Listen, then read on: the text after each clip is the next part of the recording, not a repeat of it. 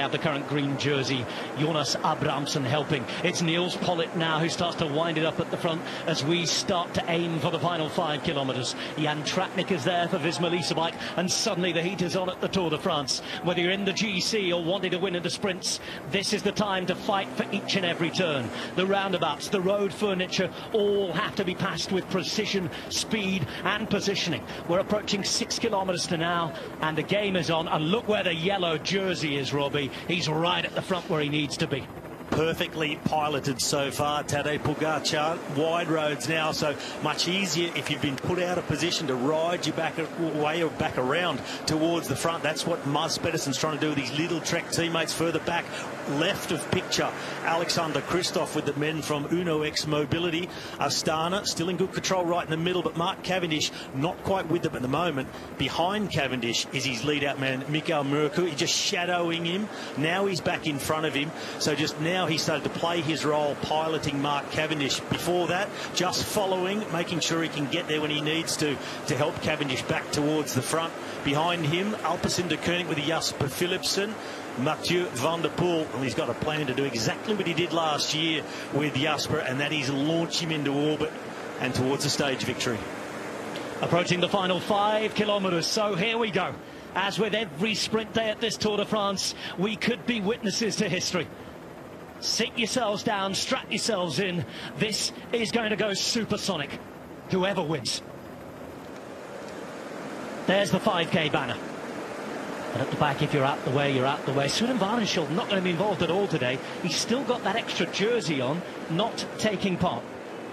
2 more critical points coming up on the run in towards the finish. A right-hand turn through. It's a quarter of a roundabout, 2.8 kilometres to go. 400 metres later, another 90-degree right-hand turn at a roundabout. Then they're on to the final straight, 1.2k to go. Right side of a roundabout as it's marked on the map at the moment. See what they give there at the finish if they've widened that, cleared the roundabout, and of course, as we heard from Anders earlier in his finish line report, it only opens up and you spot the finish from just around 175 metres to go. It's a sprint of anticipation. Go before you can see it, get the jump on the rest. Girmay further back, perhaps looking like he's following the wheels again, with the rest of his team perhaps leading out Gerben Thijssen. 100 metres to go. Let's see and make sure everybody gets safely through.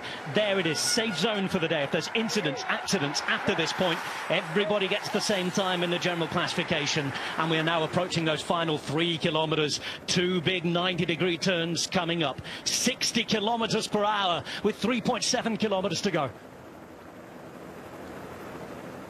Pogačar, the GC riders, drop that little bit further back, but still have to follow the wheels. Any splits, they can't afford to be caught behind them. Now it is a furious fight, and Sean, you need to be up the front and not moving from the front if you want to win this stage. No, you have to be in the front, and we can see Lotto Dynasty starting to move up here with Intermarché 1C really fighting now, and it's a fight to get to this corner, the right-hander, and then, you know, the second right-hander. We can see the GC men, the moment we went through the 4 kilometres, they started to back off and losing, you know, quite a lot of positions. It's now the GC men with their lead-out men in the big fight. Right turn coming up. The first one's round a roundabout, and then it's a real 90-degree, Robbie, as Intermarché on the front. They're on the front, but looking comfortable, poised right behind them. Look at all the riders of Lotto Destiny. They've taken out part of this roundabout, make an easier passage there to the right. It's now 400 metres to what is essentially the final proper corner of this race. 2.3k to go. They'll swing to the right as well. Arnaud Delis now in 3rd position, hands on the top of the bars, just looking all so powerful, but the rest all battling to get back up to the front. Victor Kampenaert's coming around the middle of the road, and the big sprint trains we've talked about, well, there's Sturven, he's got Pedersen, also another team up for Little Trek with him. This is that final corner, 2.3k to go, and they're straightening up towards the finish. 2.3 kilometres to the finish. The pace is on with Victor Kampenaerts in the red. Behind Mark Cavendish, has not been in a better position for a long time coming into the final couple of Ks to try and win a stage at the Tour de France. If he gets this one, it's number 35 and he will have the record. But there's so many competitors and contenders in there. A few of them who have to move up, including Dirk Groenewegen, who is a little bit boxed back, Robbie. And including Philipsen, he's in about 40th position. Oh, there's bumping there. Bisseka trying to push his way out past Israel Premier. Swiatek left side. Now they come Alpecin de Koning bringing Jasper Philipsen. Gaviria, Bennett also tracking those wheels. Gourmet on the extreme left of the picture. So all coming together. Philipsen, Bennett, Gourmet left side with Lotto Destiny, Arnaud Delis, Mark Cavendish right in the middle. What a bit of work that was from Alpecin de Koning to bring them to the front. On the left-hand side, Christos being brought into position now. 1.5 kilometres to go, and there will be rarely a better opportunity.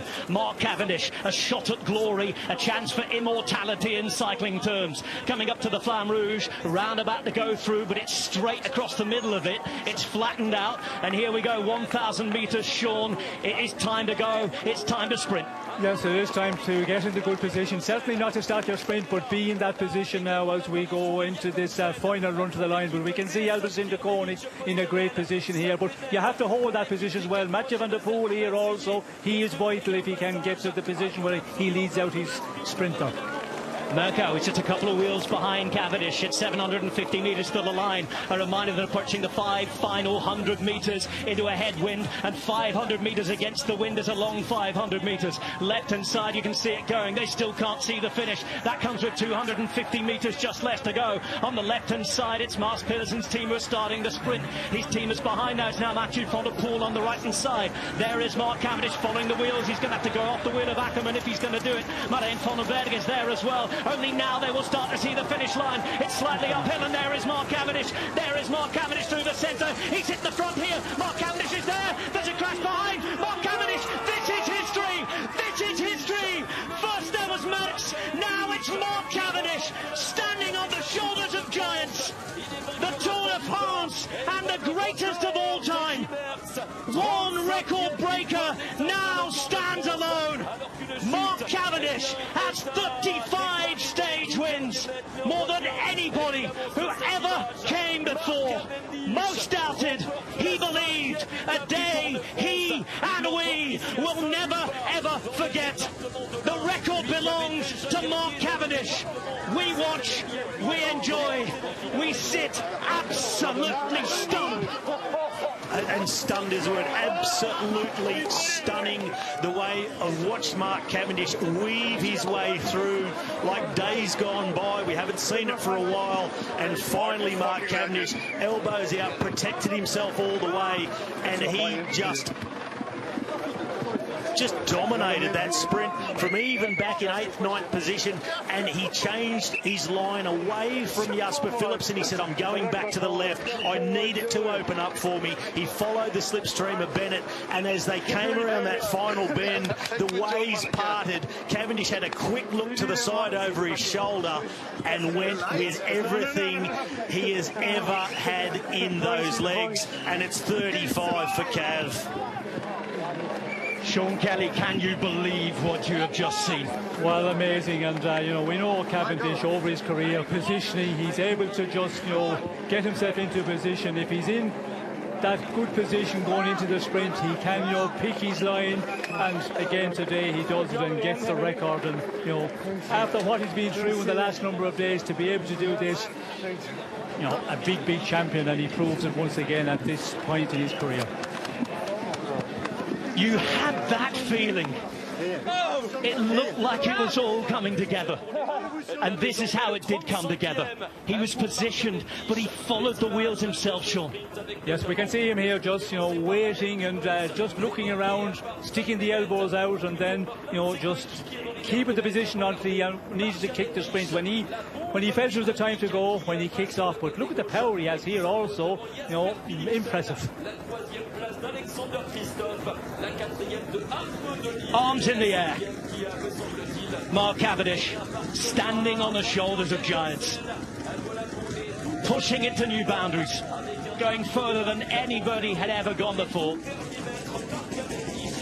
That's the moment. One for the history books. Let's get some instant reaction. Mark Cavendish writing history in the Tour de France, hocking Case Ball for the lead out. And Case Ball, we are live on Eurosport. Can we get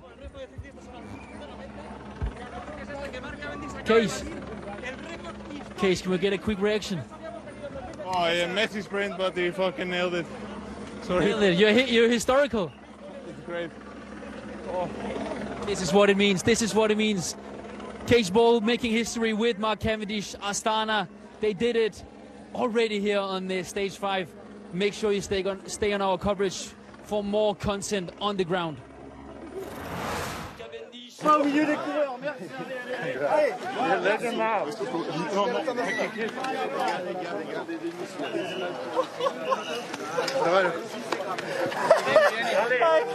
I can't believe it.